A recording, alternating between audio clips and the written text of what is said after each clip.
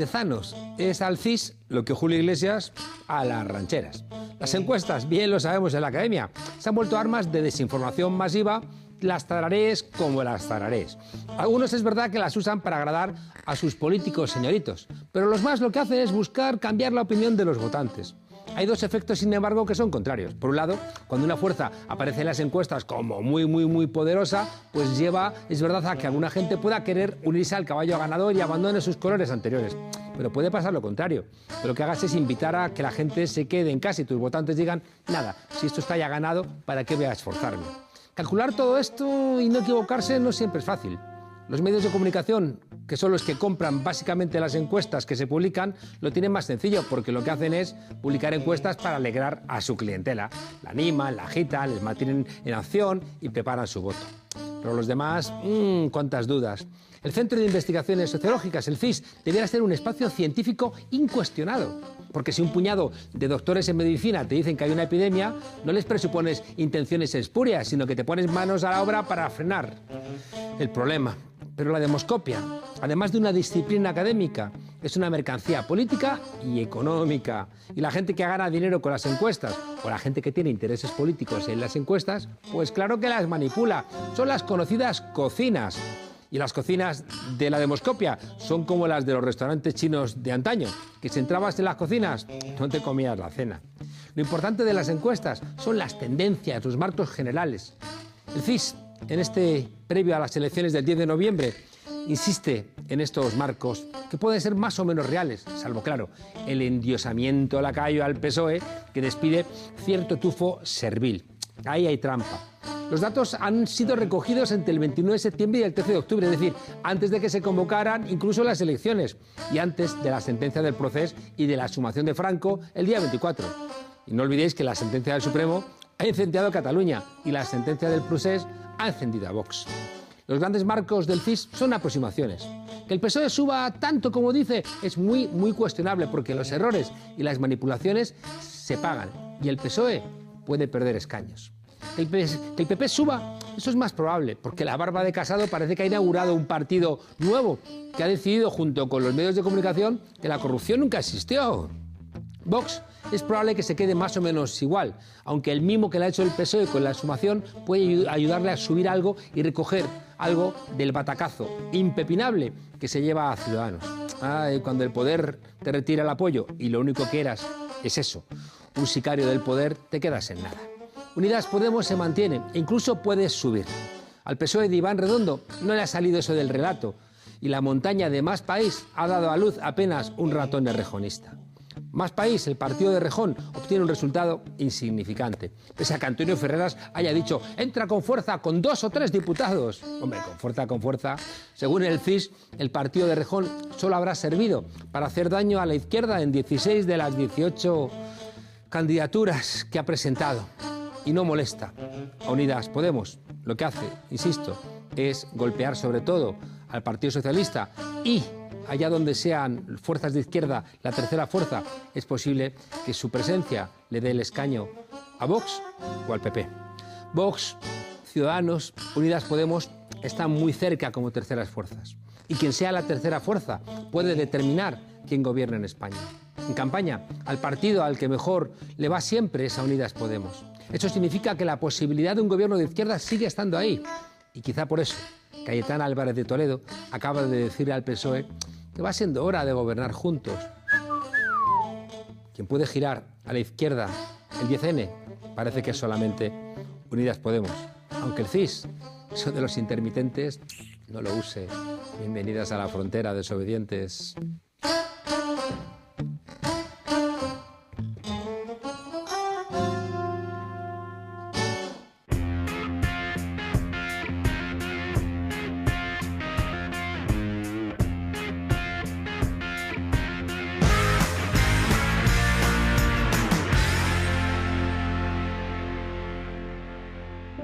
Voces para la Democracia es una asociación que en sus más de 3 décadas de historia ha contribuido a crear un espacio donde conviven el compromiso con los valores de la democracia y el ejercicio independiente de una jurisdicción digna de ese nombre. Y no es poca cosa. en un país que se acostó franquista y se levantó demócrata, saber que había un puñado de jueces y juezas demócratas, a mí siempre me ha dado mucha tranquilidad. Y bueno, pues para hablar de eso, de independencia y de democracia, nos acompaña esta noche el magistrado Ignacio González Vega, portavoz de Jueces para la Democracia y punto de contacto de la Red Judicial Europea en materia penal. Muchas gracias, Ignacio, por estar aquí con nosotros. Adelante, no tengas miedo a este público que no te va a comer. Como siempre. Oye, Ignacio, 44 años después de la muerte de Franco, ¿queda algo de franquismo en la judicatura? Pues algo sí quedará, ¿no? Cuando sobre todo estamos escuchando este tipo de declaraciones que ha hecho un alto cargo judicial.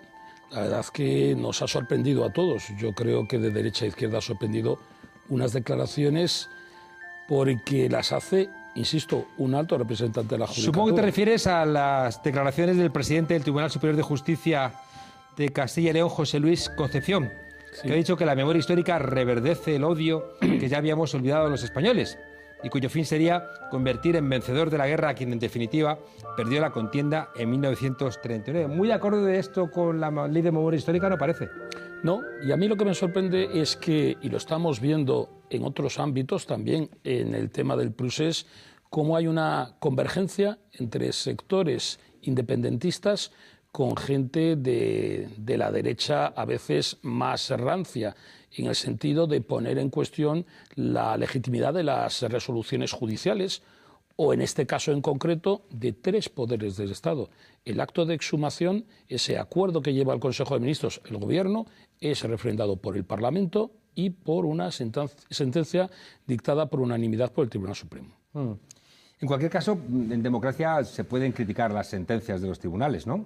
Por supuesto que se pueden criticar. Es más, deben de criticarse porque además una de las cuestiones del Poder Judicial es la publicidad que establece la Constitución y es para conocimiento de la opinión pública y para el legítimo ejercicio de crítica de las resoluciones judiciales. Eso no lo ponemos en duda. La cuestión está en que como ciudadano tiene indudablemente derecho a la libertad de expresión. La cuestión está en como representante del Poder Judicial y uno de los altos representantes. ¿No fue un poco provinciano el hecho de aprobar la sentencia del procés por unanimidad, ¿no? Que se notaba que, ¿qué pasa? ¿Que no nos atrevemos a disentir en este país? Hombre, es mucho mejor que las resoluciones sean unánimes, ¿no? Seguramente que en las deliberaciones, yo que estoy en un órgano colegiado, hay deliberaciones, hay discrepancias. Si las discrepancias son tan grandes, tienen las posibilidades los magistrados de formular votos particulares. En este caso en concreto, yo creo que ha habido, por lo que he tenido conocimiento, una cierta opinión común sobre el tema de la no violencia y en cuanto a la calificación de los otros delitos. Yo, como soy profesor de ciencia política y llego a una conclusión, no puedo ceder en ninguna parte de las verdades a las cuales he llegado con mi proceso de deliberación conmigo mismo y para afirmar algo con alguien ceder una parte de mi verdad. Por eso casi que preferiría que hubiera votos discrepantes y que no, pues yo quito rebelión, pero tú me das sedición, ¿no? Con una suerte ahí de cambalache, porque en el fondo es un cambalache. Bueno, vamos a ver, en primer lugar los tribunales lo que tienen que hacer es declarar la verdad judicial, que no es la verdad histórica, es la verdad judicial.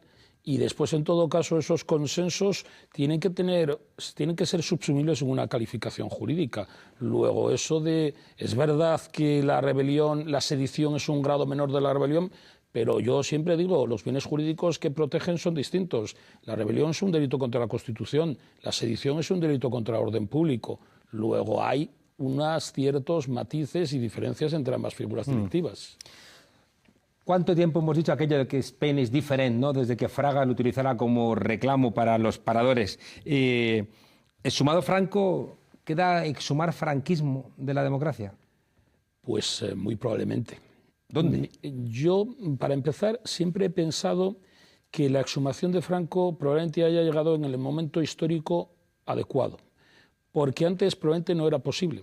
Porque antes, en la época de los años 80, probablemente las personas que hubieran querido exhumar a Franco y hacer justicia con el pasado se hubieran encontrado con problemas familiares, con sus propios ancestros, ¿no? A la hora de tratar de hacer cuentas con el pasado histórico, ¿no? Con la dictadura. muchos de los gobernantes en aquella época de izquierdas pues probablemente tenían padres que eran de derechas y de los que ganaron la guerra. Efectivamente. Ya se encargó Franco de liquidar en la medida de lo posible o en la mayor medida posible la oposición. ¿Es la judicatura un sector donde pervive todavía mucho franquismo? Hombre, no sé si a veces en la utilización del término franquista, yo sí creo que la judicatura, a pesar de algunos estudios, la judicatura, por lo menos es constatable que la situación socioeconómica es algo más diferente a la sociedad. Yo creo que la judicatura, y lo hago como una autocrítica, no representa al conjunto de la sociedad. Es más, creo que debe de haber algún tipo de ayuda pública para que todos los ciudadanos estén en condiciones de poder preparar unas oposiciones, para que así sea un fiel trasunto de lo que es la sociedad española. Porque creo que con el sistema actual de acceso a la carrera judicial, no todos los ciudadanos están en las mismas condiciones de igualdad. Y la Constitución establece en el artículo 9 que se han de remover por parte de los poderes públicos aquellos obstáculos que impidan una igualdad real entre ciudadanos. Se ha logrado que entren más mujeres en la judicatura, pero el pueblo todavía no ha entrado en la judicatura, como si ha entrado, por ejemplo, en la universidad, en el ejército, en la policía. Bueno, desde luego, para empezar, se nota el cambio que se ha producido en estos últimos años porque las mujeres son más de la mitad de los jueces. Es verdad que en el Tribunal Supremo siempre se están viendo las fotos de solo varones, pero hay un cambio en la base de la carrera judicial, pero un cambio porque hasta el año 66 estaba prohibido el acceso a las mujeres a la carrera judicial. No porque tuvieran aptitudes, sino que probablemente le podían herir en sus sentimientos algunas de las decisiones que debe de adoptar el cargo de juez. Y eso lo recoge la exposición de motivos del decreto que finalmente permite el acceso a la mujer. Y hubo que esperar hasta el año 72 para que ingresara la primera mujer. De hecho, Jueces para la Democracia, desde hace 3 años es ahora Juezas y Jueces para la Democracia, porque quiere visibilizar esa presencia femenina en la judicatura. ¿Qué es lo que pasa? Bueno, pues con las personas o con los ciudadanos y ciudadanas que no tienen unos ingresos económicos suficientes o una capacidad económica suficiente, yo creo que sí tienen obstáculos reales para poder acceder a la judicatura. Y eso es un problema que hay que tratar de remediar. El Poder Judicial ha hecho un poquito de sus deberes de género, pero todavía no ha hecho sus deberes de clase. Te decía lo de la previdencia del franquismo porque instancias como la Audiencia Nacional huelen un poco a naftalina. ¿Por? Bueno, primero por la continuidad histórica que había, ¿no?, entre el Tribunal de Orden Público, ¿no?, y la Audiencia Nacional y el trasvase que hubo. Y después porque al renunciar a la idea del juez natural pueden ocurrir cosas como la que hemos visto en Alsasua, por ejemplo, ¿no?, que de repente hay un tipo de delitos que te sacan de tu juez natural, te llevan a otro lugar donde la sensación que se te queda de entrada es rara. Bueno, son varias ideas las que estás diciendo. Yo tengo que decir que, bueno, es verdad que es el heredero del Tribunal de Orden Público. Pasa que la Audiencia Nacional yo creo que a lo largo de estos años ha sufrido una evolución muy importante. De ser un tribunal especializado en la lucha contra el terrorismo, acabó siendo un tribunal, sobre todo para organizaciones criminales que superaban el ámbito de una comunidad autónoma. Yo creo que hoy por hoy la Audiencia Nacional, más que combatir el terrorismo, bueno, lamentablemente se refiere al terrorismo, los delitos de expresión, es lo que ahora mismo se está habiendo más condenas en el ámbito terrorista, es decir, aquellos raperos, tuiteros, etcétera, que utilizan las redes sociales, y esos sí que son condenados por delitos en los que nosotros somos muy críticos, como es el de enaltecimiento del terrorismo y humillación de las víctimas. Pero dicho eso, la Audiencia Nacional creo que está ya más enfocada hacia delitos de delincuencia económica, corrupción política, en fin. Creo que es un tribunal, en mi opinión, necesario porque son delitos que exceden por el territorio, son más de ámbito nacional e incluso necesitan el concurso de muchas veces comisiones rogatorias con países con paraísos fiscales, por ejemplo. Déjame ir a lo que yo creo que es el corazón, ¿no?, de los problemas de la judicatura en España, que es la carrera judicial y el hecho de que es prácticamente imposible que uno llegue al Tribunal Supremo o al Consejo General del Poder Judicial si no es con el apoyo de los partidos políticos, ¿no?, donde a veces se reparten los cargos como si eso fuera un zoco. ¿Es así? ¿Es una mirada que desde fuera tenemos excesiva? ¿O cuando decía Ignacio Cosidó aquello, ¿no?, de que iban a controlar por detrás el Tribunal Supremo, él sabía más que nosotros de lo que se cuece ahí adentro? Pues probablemente yo lo desconozco. Vamos a ver, yo me voy a referir a un tema que es el tema de la independencia y los nombramientos judiciales. Para empezar, en la Constitución española, el Constituyente del 78 decidió que los jueces y fiscales no podían estar ni sindicados ni estar afiliados a partidos políticos. Cosa que en otros países no pasa, ¿no? En Francia tenemos el Sindicato de la Magistratura, que es nuestra asociación hermana. En Portugal, la Asociación Sindical de Jueces. Pero es que es más, en Alemania los jueces pueden estar afiliados a partidos políticos. Creo que eso hace que las cosas sean mucho más naturales, que no haya esa supuesta hipocresía, porque los jueces, antes que jueces, son ciudadanos, y los ciudadanos tienen su ideología. Algunos, incluso este señor, el presidente del Tribunal Supremo de Justicia de Castilla y León, que dice precisamente no querer entrar en política, y justamente entra de lleno. Pero en el caso de los jueces, yo creo que lo más natural sería que pudieran estar sindicados, como pasa en Francia, Portugal, Italia, y pertenecer a partidos políticos como en Alemania. Porque sería lo normal. Igual que los militares. Claro. Y igual que el resto de los ciudadanos. No sé por qué tenemos que tener esa limitación. Dicho lo cual, muchas veces se dice que las asociaciones profesionales son una especie de parasindicatos. Es verdad que tenemos que hacer labor sindical, porque tenemos que también luchar por nuestros derechos como corporación. Pero más allá de eso, pues Jueces para la Democracia, como cualquiera de otra de las asociaciones, o mejor dicho, juezas y jueces, lo que hace es muchas veces participar en el debate público. A propósito, entendemos que hay vulneración de derechos fundamentales, sean derechos colectivos o derechos individuales, y por eso participamos en el debate público. Se nos podrá acusar de ser una asociación ideologizada, pero creemos que es necesario participar en el debate. El que no quiere participar tendrá sus motivos. Eso también es hacer política. Y en el tema de los nombramientos, bueno, pues hay una paradoja. En los países del norte de Europa no hay Consejo General del Poder Judicial. En Italia es el modelo que se siguió en la Constitución del 78, porque se entendía que tenía que haber un órgano constitucional que defendiera a los jueces de los otros poderes del Estado. Era un órgano encargado de defender la independencia. En los países nórdicos no hay Consejo de Poder Judicial y los nombramientos los hacen los gobiernos, los nombramientos de los altos cargos judiciales. La paradoja es que en los países mediterráneos es donde, habiendo consejos del Poder Judicial, la percepción de la independencia de los jueces es muchísimo menor que en los países nórdicos, donde los jueces los eligen los gobiernos. En Estados Unidos, el Tribunal Supremo Federal, sus magistrados los elige, que son con carácter vitalicio, los elige el presidente de los Estados Unidos. Es verdad que con audiencias en el Senado, y ahí nadie cuestiona la independencia de esos jueces. En España los nombra un órgano creado ad hoc y es puesto en cuestión de modo permanente.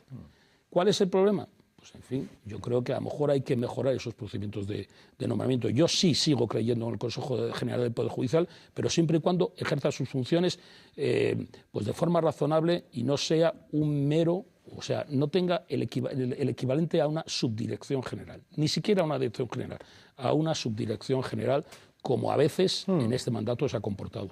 Pero jueces me han contado que cuando hay elecciones, ministro de Justicia y a veces incluso presidentes del gobierno llaman para presionar a los propios jueces para llegar a determinados nombramientos. Bueno, pues, cuando uno ve además, por ejemplo, el comportamiento que ha tenido el Partido Popular, porque el Partido Socialista ha sido más sutil, pero el Partido Popular a veces ha entrado como un elefante en la cacharrería, ¿no?, con algunas cuestiones judiciales, y la sensación que ha dado, ¿no?, de no permitir, ¿no?, la independencia del Poder Judicial, asediado como estaba con la Gürtel, con la Púnica, bueno, pues parece muy elevada. Ahora mismo se acaba, ¿no?, de desmantelar el tribunal que iba a juzgar a la Gürtel. Bueno, son varias las cuestiones. Siempre yo llevo 28 años en la judicatura y lo que sí puedo decir es que yo conozco, el problema no es ese de la llamada de teléfono, el problema es de la persona que coge ese teléfono y sigue esas instrucciones. Y yo conozco jueces progresistas y conservadores que desde luego no admiten de ninguna manera ese tipo de llamada. Colgarían al instante. ¿Se puede llegar al Tribunal Supremo sin que te apoye algún partido político?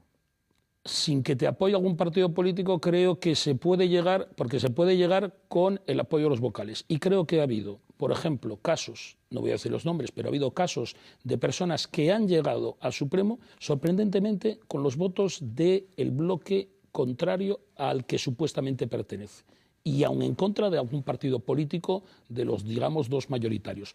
Pero además, yo he trabajado en el Consejo General del Poder Judicial como letrado y yo he conocido vocales que ante la llamada del ministro lo que han hecho es colgarle.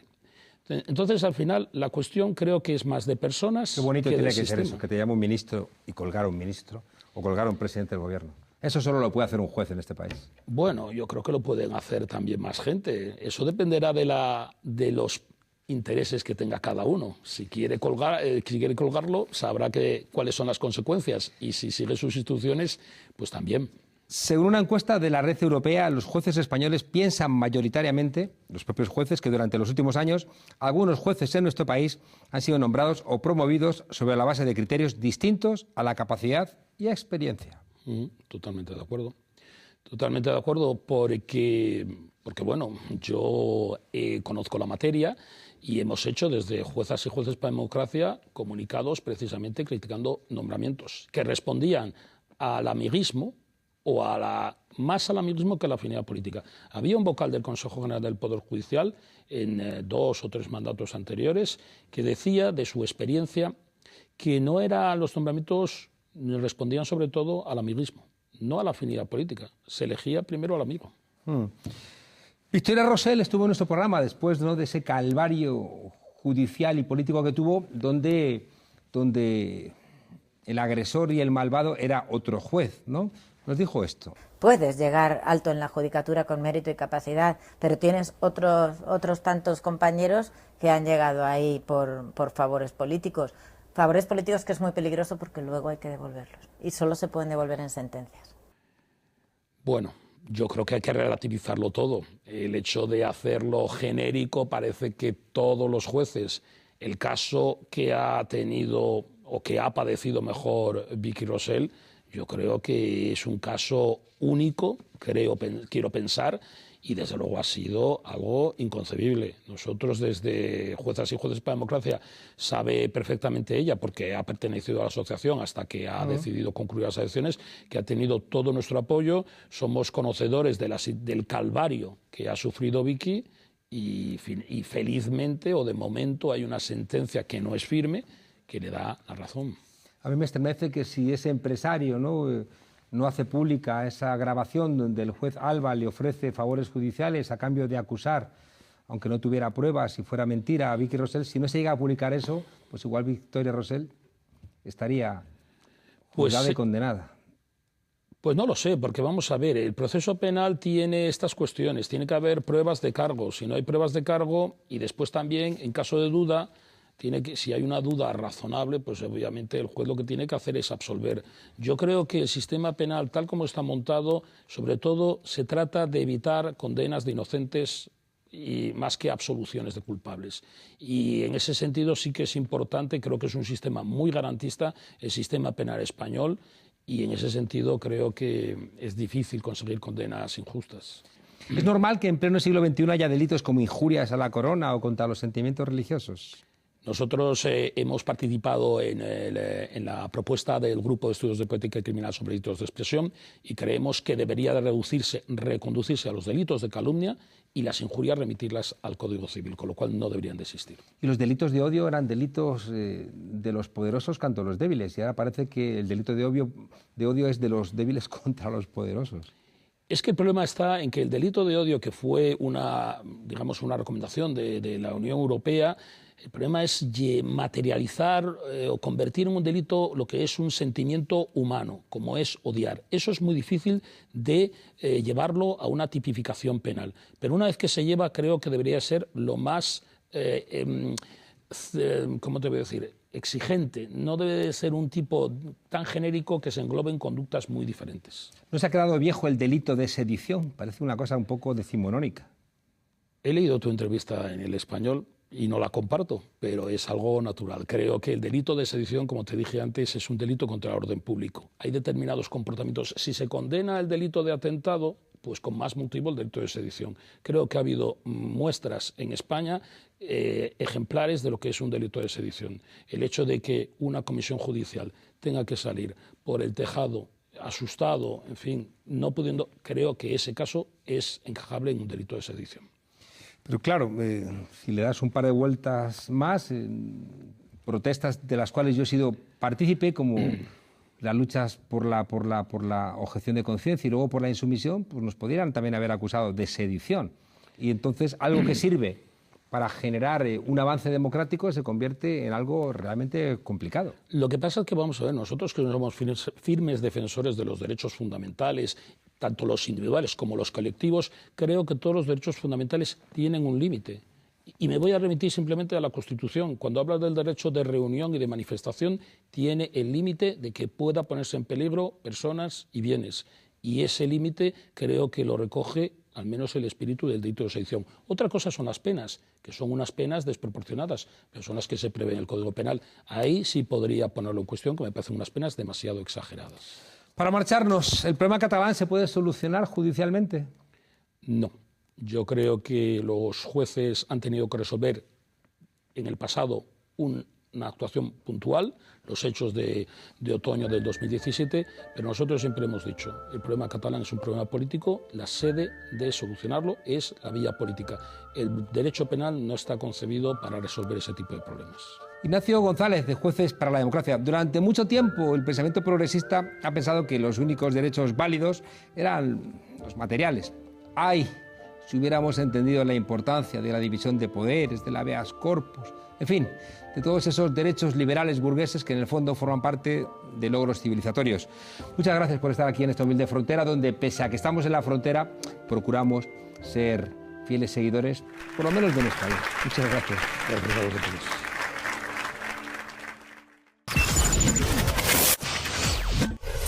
Buenas noches, Juan Carlos. ¿Quieres saber cuál es mi pesadilla de esta semana? Pues el gurucillo político que se ha agenciado, el hombre guapo que habla con lengua de serpiente, efectivamente, Iván Redondo. Tú sabes que por el contraste físico que hay entre los dos, yo les he bautizado a este tándem como el dúo sacapuntas, ¿no? También por su solidez intelectual, evidentemente. Y es evidente que por ser el más bajito de los dos, pues Redondo es el pulga, el Sánchez es el linterna, ¿no?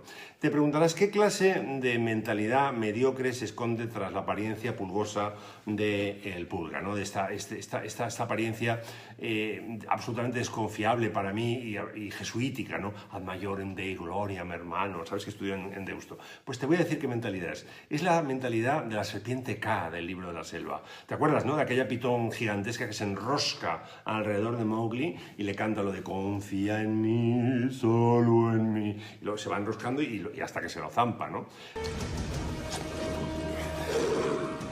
Voy a contarte una historia que respalda mi teoría. Cuando estuvo de asesor el Pulga en Extremadura con Monago, a los colaboradores de siempre, a sus leales de siempre que tenía Monago, no es que los alejó, los apartó, los mandó a otras áreas, se los folló, tío, se los folló, o sea, los mandó a la puta calle. ¿Cuál fue el resultado? Que cuando Monago tuvo problemas de verdad, cuando la chica aquella canaria, ¿no?, que le pescaron y el tío intentaba justificar como viajes de trabajo lo que eran viajes para ver a su chorba con dinero nuestro, con dinero de los contribuyentes, a quien tuvo que recurrir fue a sus leales de siempre, a los que había echado. Porque Monago solo sabe, Redondo solo sabe de marketing barato, de postureo, ¿sabes? Y fue llorando, ay, sacarme papeles para ver si puedo demostrar que eran viajeros de trabajo. O sea, como Ignacio González, como todos hacen todos los peperos, que lloran en cuanto tienen el menor contratiempo. Espe también, ay, si Ignacio ha hecho cosas malas, la verdad es que es un disgusto tremendo. Como decía Vito Corleone en aquella famosa escena del Padrino, no sé qué hacer, aguantar como un hombre, hostia.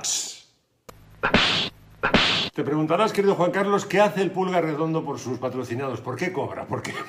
Perdona, que se me desencaja la mandíbula. El tío cobra por lo que hace, me han dicho.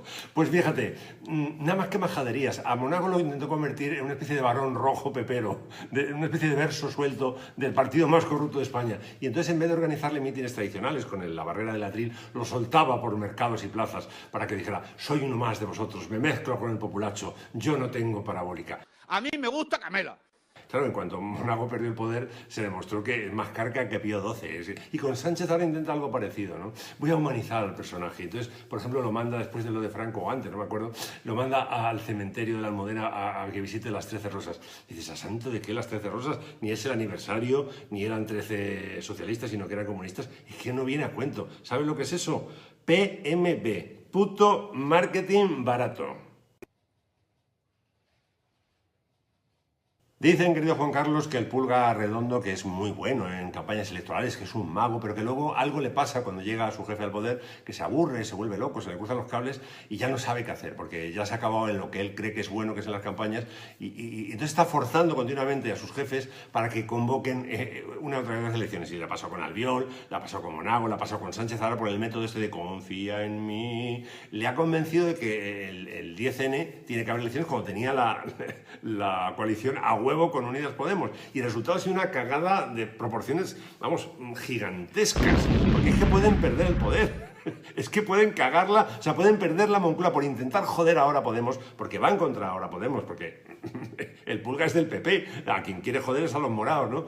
Pueden perder la Moncloa, o si no pierden la Moncloa, perderán pues, otro disparate, la mayoría absoluta en el Senado, que ahora la tienen tan ricamente, ¿no? Así que dime, Pulguita, ¿qué es peor? ¿Perder algún escaño que otro, como le puede pasar a Unidas Podemos, o perder el trabajo ya para siempre, marcharte de la Moncloa? Porque ¿tú crees que el Linterna va a querer seguir haciendo tándem cómico contigo si, incluso si aprobarais la investidura, si fuerais investidos, no pudierais aprobar los presupuestos? Yo creo que no. Y a más, que dicen en Cataluña, ¿tú crees que después de la cagada gigantesca que se avecina, algún líder político te va a querer confiar en alguna campaña más? Tus días se acercan, Pulguita. Tic-tac, tic-tac, tic-tac. Esto no lo pueden ocultar los medios de comunicación. Esto no lo puede tapar nadie. La bandera de España más grande, con los más grandes. ¡Viva España! ¡Viva España! ¡Viva España! Hay escándalos que no puedes tapar por más metros cuadrados de bandera que le pongas. Por ejemplo, pufos como el de Rocío Monasterio, que firmaba certificaciones de obra antes de tener el título de arquitecta. Hombre, llamarte monasterio no te hace experta en edificios, igual que llamarte monedero, pues no te hace economista. Ella no recuerda si en 2003 era arquitecta o si pasaba por allí y le pusieron delante unos papeles que firmó, cosas así como siempre, con la mejor de las intenciones, creyendo que era quizá para la reconstrucción de Notre Dame.